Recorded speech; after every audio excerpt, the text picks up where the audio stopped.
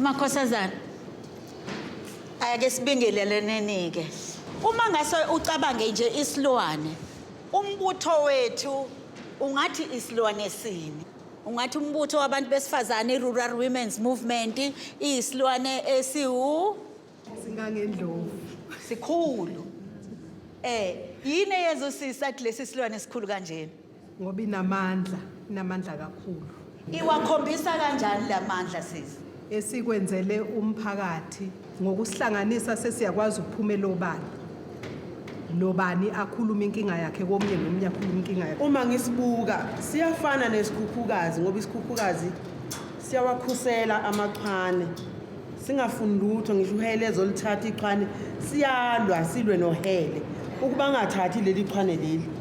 Sivulale ibanika isibindi abantu besifazane yathi ngikhulume noma kuphethwe ibhama. Isinikile lawo mandla. Noma kuthiwa uphethe isibhamu noma kuthiwa uphethe insimbi uzosibopha. Thina sithi lokho esikusho siyakusho.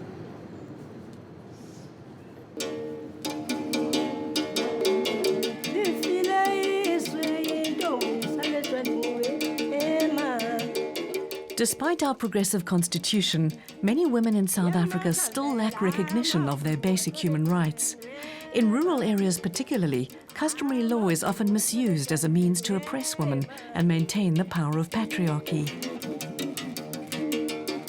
Sizani Ngubane has been a fearless activist for more than 50 years, giving a voice to women through the organization the Rural Women's Movement. If you look at the issues we're dealing with, there is no day that ends without a tragedy. Not once. It could be a rape, it could be somebody who has been killed, it could be somebody who has been beaten up, it could be somebody who has been missing. My phone is open 24 hours a day. Wafika wadelela nje phambi kwayo ingonyama, waqhenza wadelela wasukuma wakhweza ibhlukwe lakhe. Wathi nje mina ngikhulumi nomfazi. If anything wrong happened to one of us in the group, it affects everyone. And we start exchanging SMSs. Even people who are in other districts very far from here, they get to know about that problem on the same day. In most situations, it is difficult. It's heavy, it's painful, but there's this feeling that says somebody has to do it. Because if it's painful, it would be painful for all of us. But somebody has to stick out her neck and do it. I'm from the poorest of the poorest families. I was raised by my mom, all by herself. We didn't have taps, we didn't have roads, we didn't have that many schools. I used to walk more than 10 kilometers to school. I was born in a rural area called Imbobo. It's outside of Pietermaritzburg, past Sweetwaters. I'm the eldest daughter. My mom used to love gardening. She was working as a housemaid, earning 8 rand per month. And I had 4 siblings. And we couldn't survive on 8 rand, so my mom used to do a lot of gardening every day before she goes to work. So I used to go and help her in the garden, and that's how I fall in love with it. For me, it's like meditation. Every household used to have a huge garden. In the morning, women and children would go to the garden at around 4 o'clock. The girls were responsible for cleaning up at home, doing the washing, and making sure that there is food for people who would be working in the field. Nobody owned land during those days. We used to work on a communal land, maybe 10 households. We would have a huge garden where we would grow anything anyone would just go and pick food and go and cook at home. It belonged to the people, because even if you need a residential piece of land, you will go to a traditional leader, but in those days it was not she, it was he. They were only allocating land to men.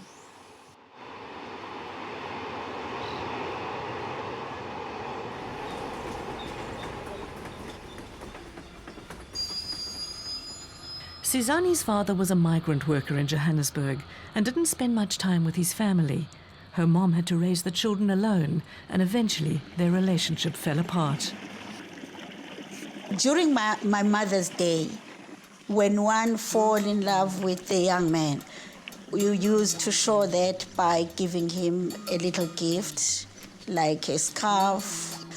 So my mother, in 1945, gave him a scarf. And by end of 1945, they were married, and by end of 1946, I was born. My father, on that particular day when he was in Bulwa, walked up to the hill, and in a little forest, bushy place, he took out the scarf that my mom gave him in 1945, and this was in 1959. He took out a scarf, and he saw not a big tree. It wasn't a big tree, and he committed suicide.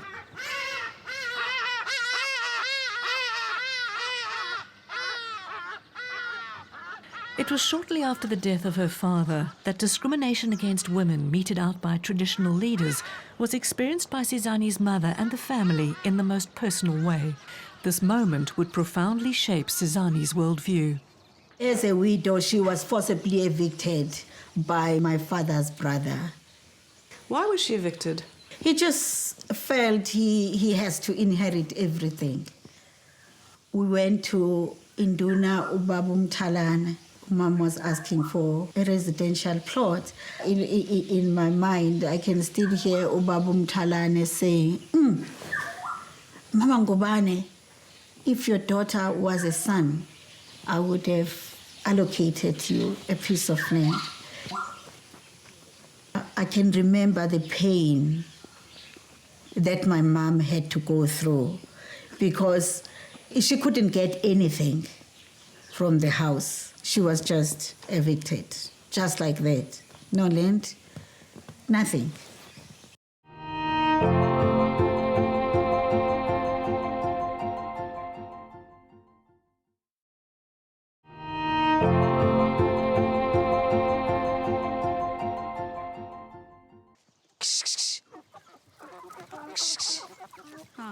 No.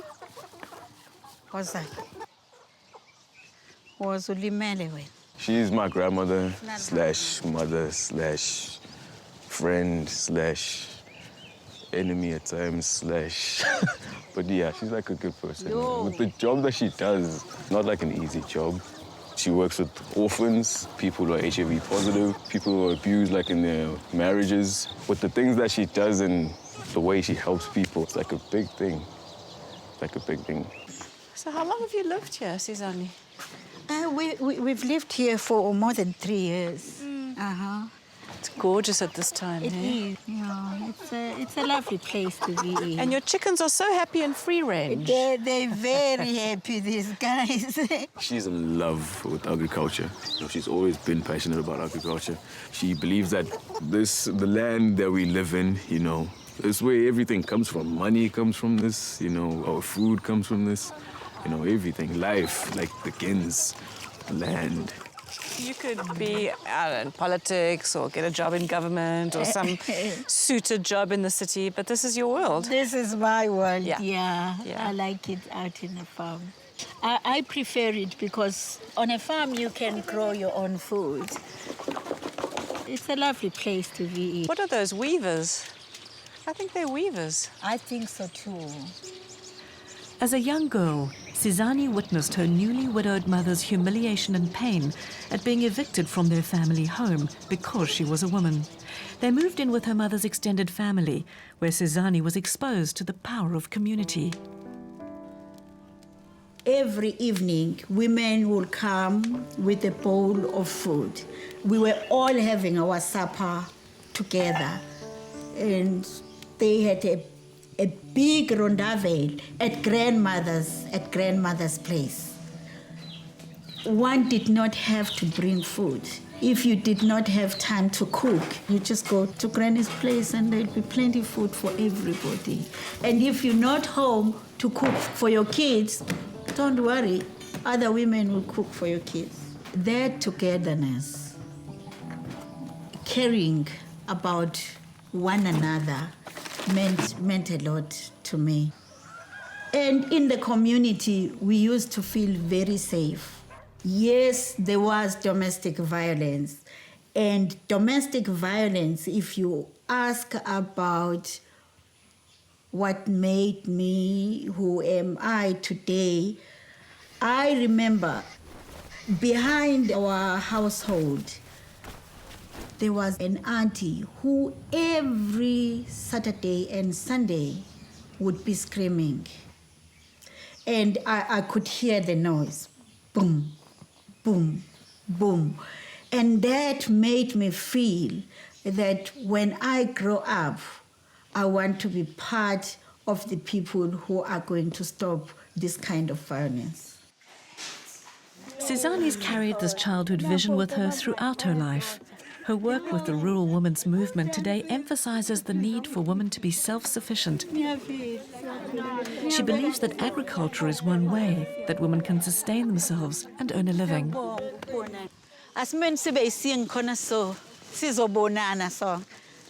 Sizizwa sinjani ke namhlanje?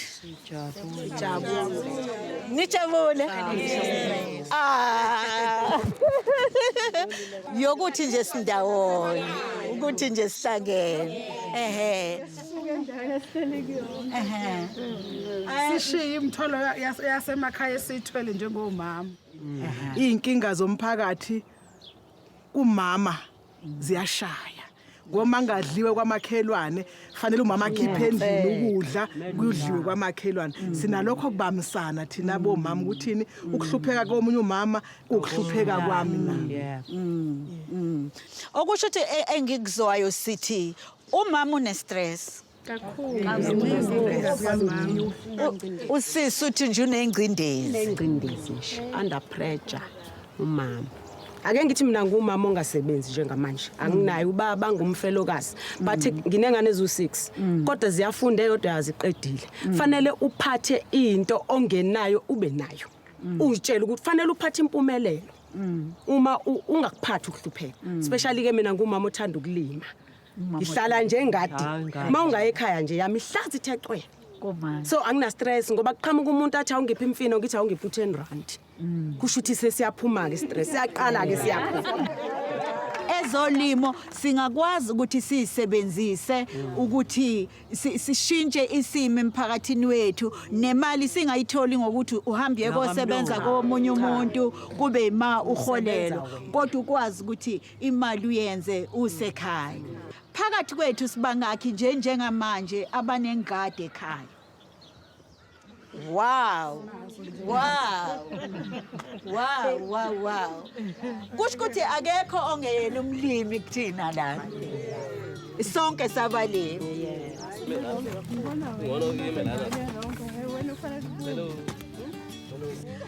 I used to say to my mom at 5, and please don't ask me because I don't know how I knew that outside Mbubu there is another world. But at 5 I started bugging my mom about wanting to travel around Africa in order for me to learn about how women in different countries have dealt with the issues, especially of domestic violence. Because even the eviction of my mom from her marital home was a form of domestic violence. So I had this thing in me.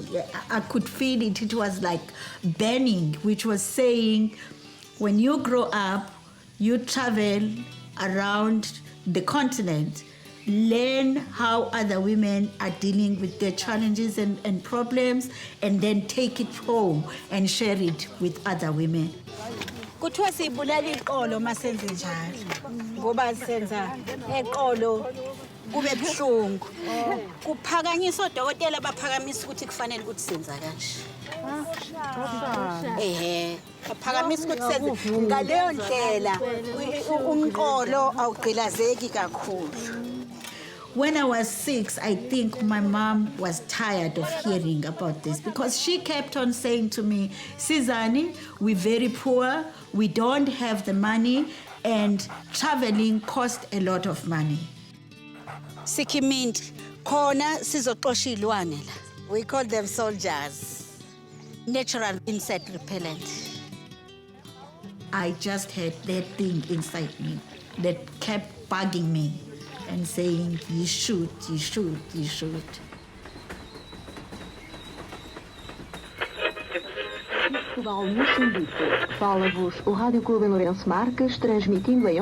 Like at 8 years, I used to love to listen to Radio Lorenzo Max and Radio Freedom. It used to make me feel so bad to listen to Ian Smith, who was the president at the time, saying black people do not have the mind to rule a country.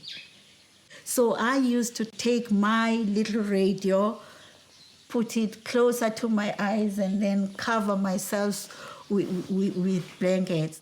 So that on its own said to me, Sizani, you are 8 years old, but when you're big enough to tackle these issues, you need to do it. You need to find other people who are involved in the struggle.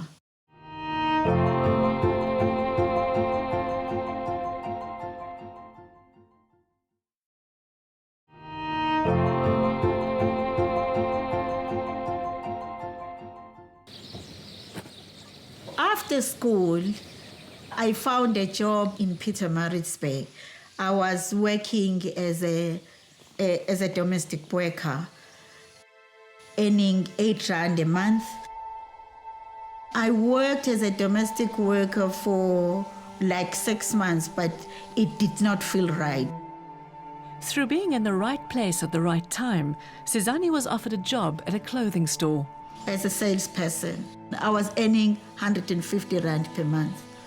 And that was enough for me to say to my mom, you've done this for so many years. I think now is the time for you to retire. I will take care of my siblings. But at heart, Sizani was always a community activist, and in the early 90s started working for the National Progressive Primary Healthcare Network. It paved the way for the work that she does today. Go. Ayizosiluma. Mbambe. Uyaluma yini? Uyaluma? Sanibona. Sanibonani njani? Sikhona njanini? Nasibashela kuseni. Sisegogo wethu. Egogo ke. Uyephi? Usesibhedlela. Bantu. Uye nini esibhedlela gogo? Sanibona, usesibhedlela ugogo uyagula. Uyagula gogo? I was an organizer on the ground, organizing meetings and visiting communities and speaking about what the primary healthcare network was doing. And I was also providing training on HIV and AIDS. It was the early days of the pandemic, and no one could have foreseen how quickly it would spread, ravaging rural communities in particular and leaving widows to raise extended families. Sizani was at the forefront of the struggle and was invited to Canada to learn more about dealing with HIV/AIDS. When we came back from this exchange program and tried to raise awareness in our communities, the first question was, what do people who are HIV positive look like? Changing perceptions on HIV/AIDS was part of a bigger socio-political shift that Sizani wanted to bring about. Before I was involved with the National Primary Health Care Network, I was organizing ANC like quietly because it wasn't unbanned at the time. And when the ANC opened its first office in Northern Natal, I was officially employed as the organizer of the ANC Women's League. I remember the day Madiba was going to be released. The whole township did not sleep that night. We were just for the whole night sitting in front of the TV until he came out the next morning. It was very exciting, and it felt that something exciting was going to come out of the policies, and the status of women was expected to change in terms of their human rights. Exciting times, but also uncertain ones, with people living on a knife's edge as South Africa headed towards democracy. KwaZulu-Natal was the most volatile region in the country.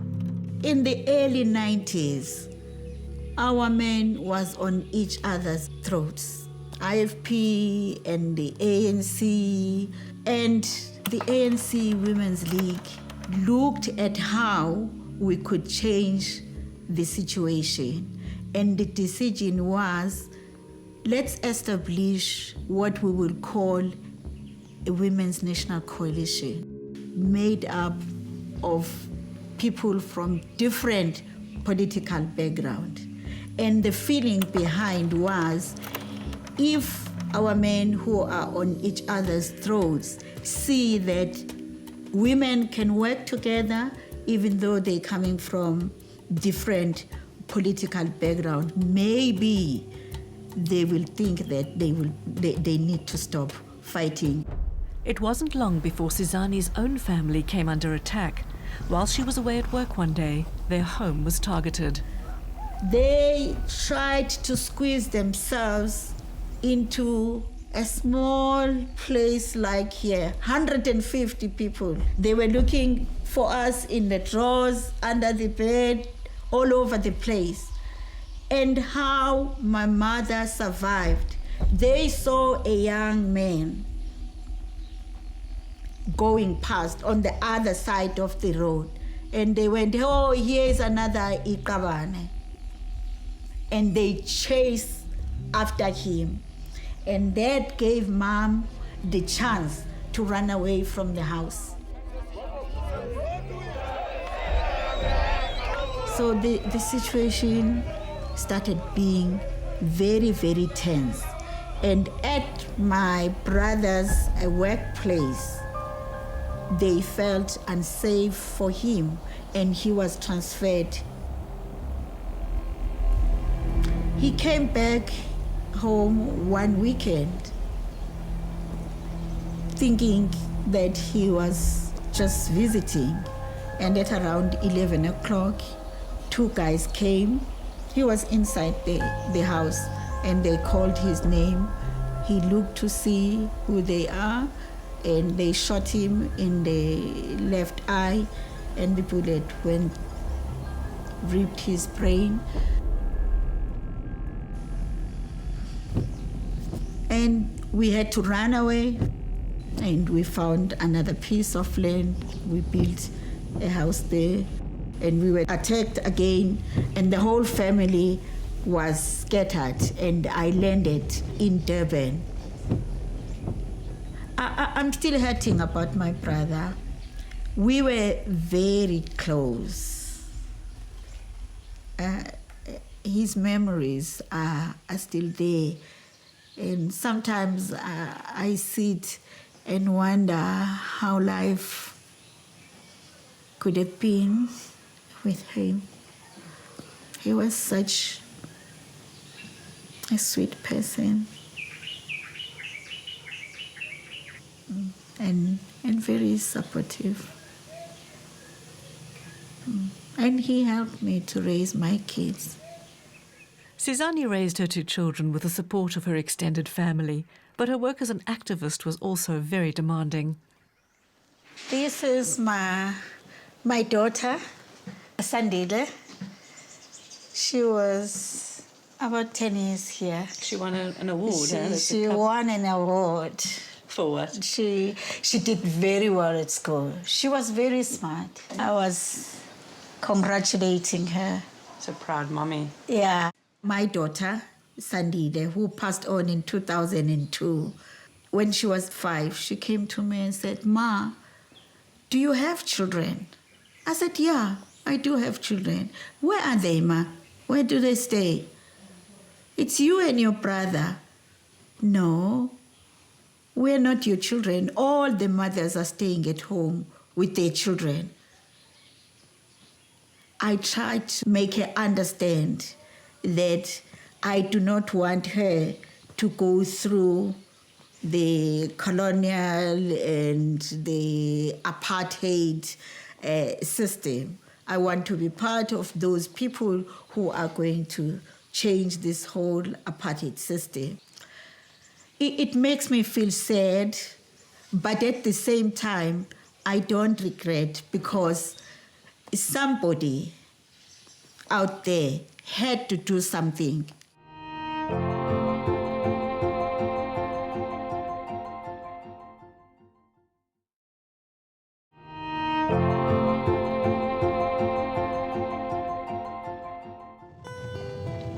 We ran up to the border of Lesotho, Mozambique, and Swaziland. And it's been fun. I'm enjoying it. I like being with the women. At the dawn of our democracy, Sizani Ngubane was a provincial coordinator of the KwaZulu-Natal ANC Women's League. She was gaining a reputation as a tireless campaigner for women's rights, determined to better the lives of rural women. It's kind of challenging because it makes me work in the field during the day and work in the office during the night. It's not how we work. There should be a balance between our work and the family time. In 1994, she was appointed as a gender specialist at an NGO working in rural communities. Her determination to include women ruffled feathers. First trip, we went to a farm where government was just about to purchase the farm on behalf of the community. And when we arrived, there was only a group of men sitting under the tree. I said to a field worker, "Is this going to be a men's meeting?" And he went, "Shh." "Oh, okay." We got out of the car and I realized that women were coming out of the bushes. They were hiding there. I got up, I went and joined the women. The minute I joined them, they started going. They wanted to speak, but through me. Sisi, ubheka ucela ukuhamba nani nikuphi manje? In fact, during those days, women were not allowed here in KwaZulu-Natal to speak in a community meeting. They will pull her by the skirt to say, "Sit down. You can't speak in front of the men." Okay. Traditional leader is not available. Siyabonga ngesithanda sami. Sobonana. Okay. Sizani wanted the women's voices to be heard, so she planned another meeting where both men and women were invited. I went into the community an hour before the meeting started. And when men started grouping, I'll just go and join their group. Not to talk, but to listen. And I picked it up that they were very angry with me. Sizani thinks we've got time to waste. She's derailing the whole process by bringing in these stupid women. I wanted to prove to the men that women are not lazy. So I said, let us talk about what we do in the morning. We started with the group of men. "Baba, what time do you wake up in the morning?" I wake up at 6. What do you do? Or I ask if my wife has got warm water for me. No, Baba. We want to know what you actually do, not what your spouse is doing. Could you tell us what you do? Oh, she makes breakfast. Oh, okay. At 7 o'clock, I start work on the farm. And what time do you come back? 5 o'clock. And what do you do? I ask my wife if the cattle is back home. I ask my wife if there are any sick animals. Okay, we went to the group of women. It appeared that women only sleep 4 hours. Women say we spend about 6 hours collecting firewood. We spend about 4 hours collecting clean water. We have to cook. And then I said to the participants, can we see a problem here? And they said, yeah, our women are overworked. What's so striking is that you created a platform for the first time for people to speak, for women to speak and for men to hear it, and in some instances to respond favorably. That meeting showed very clearly that there is a need for women to have a space where they could tackle these issues. Slowly but surely, Sizani was changing minds and empowering women to speak out. Iqale salihambisa inkomo zasemangweni bezihlala la kule nsimu lezidle ukudla lengadi lelelele encane ngaka bengivuna ispinashi ongakazuza usibone bethenga abantu obrinjolo bengikhipha nje igaxa ezingaka zika brinjolo bethenga abantu ngokungena kwazi inkomo waphela wathi yefu angithi umgogo lwala ekhaya wayengadlelwanga yedwa kwakunobaba wangapha kuthi uDlamini yena ke bamkhokhela ngoba kuumuntu wesilisa kusho ukuthi yena wakwazi ukuthi ayimelele ayikhulumele njengendoda yomuzi bamkhokhela yena kwasho ukuthi ke umuntu wesilisa ke wayengekho ke sasihamba sodwa ke ugogo azange akuthole nje njalo kuze kube yimanje. I felt that a lot has to be done in terms of women's land property rights, women's human rights. And I felt that there is a need for the country to have policies that are user-friendly, especially to ordinary women like myself, rural women in particular. Since the late 90s, Sizani had been growing the rural women's movement while being employed elsewhere. But it eventually became clear that in order to be truly effective, she needed to put all of her energy into the movement. We started going it alone in 2004. We hired a tent. I borrowed 25,000 rand from my mom, and we used the issues that came out of the strategic planning to start writing proposals. The mission was to fight for women to have independent rights to land. Independent because even today, if one goes to a traditional leader and asks to be allocated land, one would be expected to be represented by a male relative. You took a leap of faith. You started your own NGO. I think it was too scary to be a leap of faith. It was like taking a chance. Under Sizani's leadership, the rural women's movement has gained a reputation for taking issues that affect women on the ground all the way to Parliament.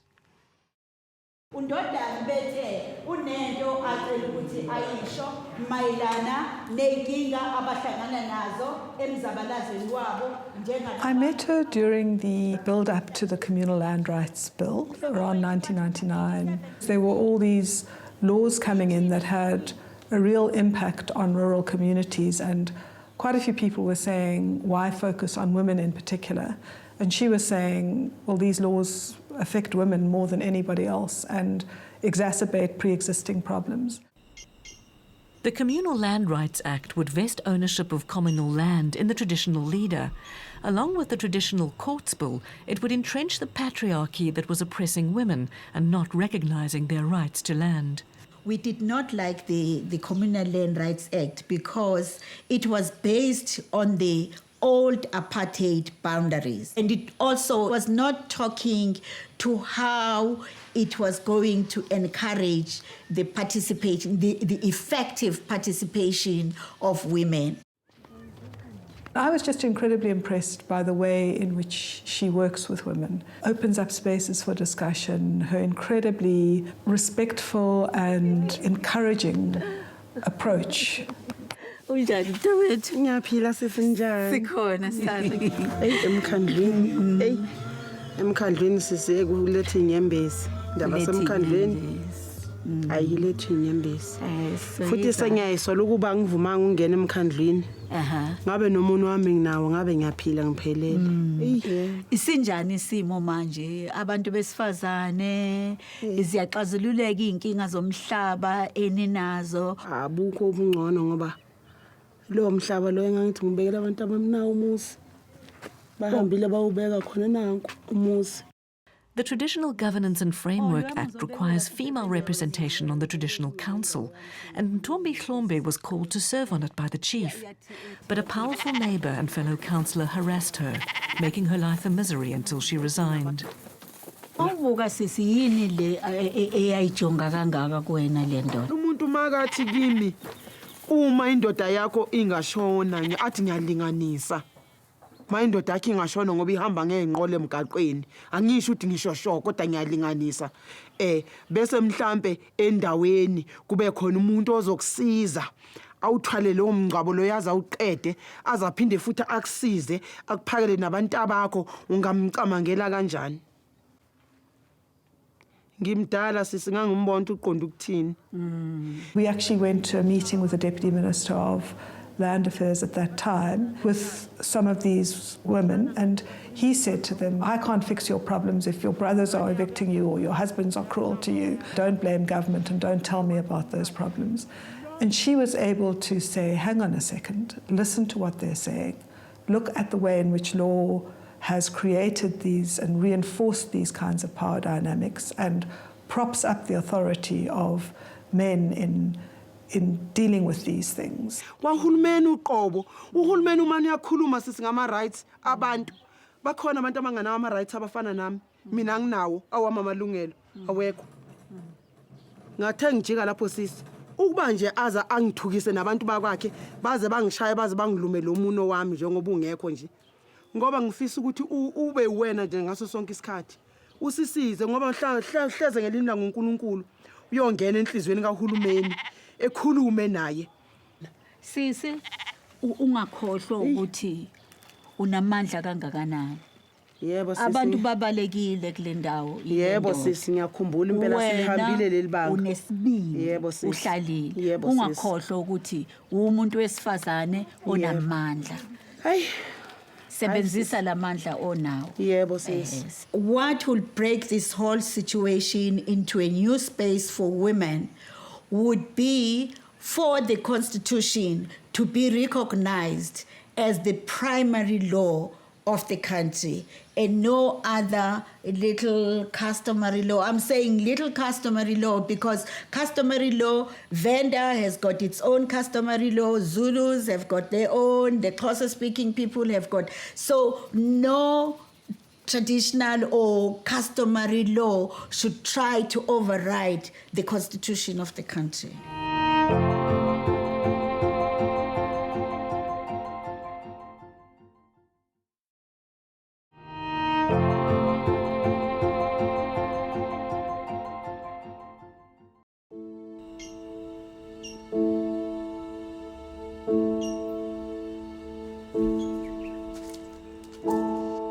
This used to be my bedroom. Sizani Ngubane has paid a heavy price for her activism. She's been attacked at her home and her property's been vandalized. Fearing for her life, she had to move away. This was the kiddies' bedroom. The great sadness in Sizani's life has been the loss of her beloved daughter Sandile, who struggled with liver function from a young age and in 2002 passed away. A friend of mine from the States sent me an email message to ask how the kids were doing. I told her that they want to go to the grave like every day when they're not at school. And she advised me to have an altar inside the house because they were wanting to go to the grave to leave messages for their mother. The space is very close to my heart. My daughter's bed used to be here. So I really miss this space.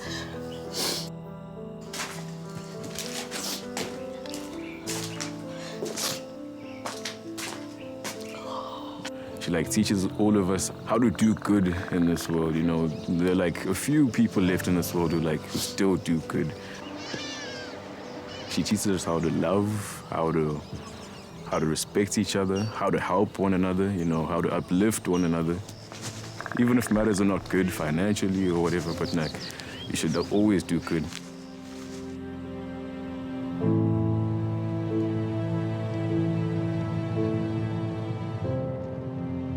At 71, Sizani is tireless. She engages with government as easily as working with the intimate struggles of women on the ground.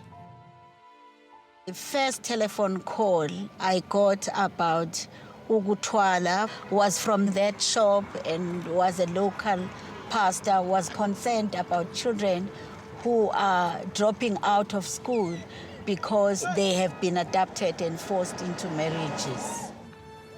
Ukutwala is the abduction of young girls who are then forced into marriage, a practice Sizani believes has no place in today's world.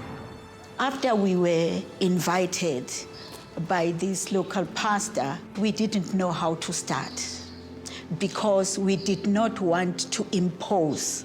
But I thought it might work if we start by running women and girls human rights workshop. It was a group of 80, all of them. It was like they have never heard of anybody in the area who has been adopted. But 2 months down the line, one of the women just got up one day and said, it happened to me. I was 15 years old. Since kati bathatha iduku leli benzela ukuthi ungazukhala balithi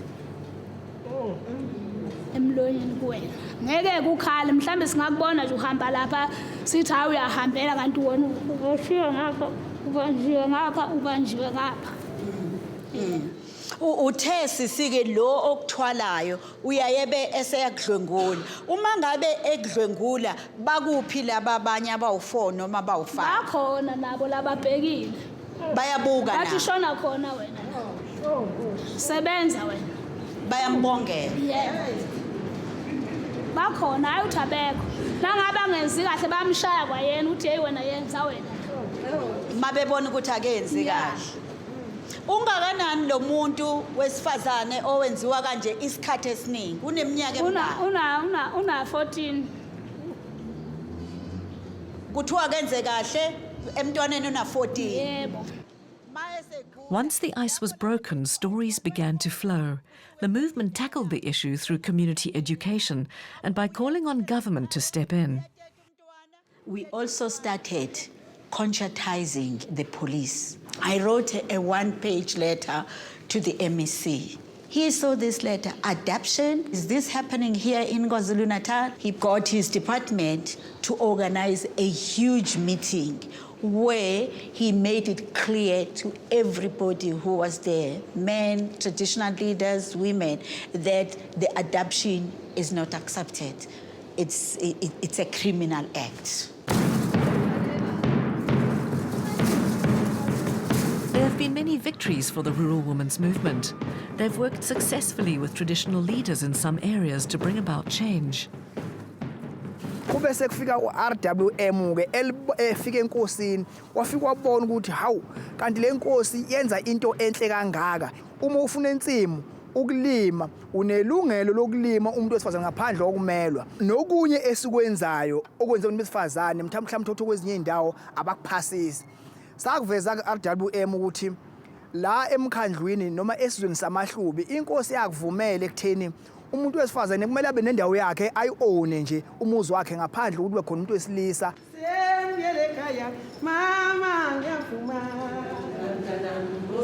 mama ngiyavuma. RWM, they get their hands dirty. They go in there and they try and negotiate viable solutions to specific problems.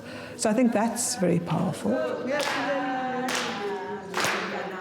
The primary power is the confidence that it gives women to negotiate local solutions. Because actually, law doesn't change anything. It's social practice that changes things. And what we've seen is, despite all these laws, these incremental gains by women.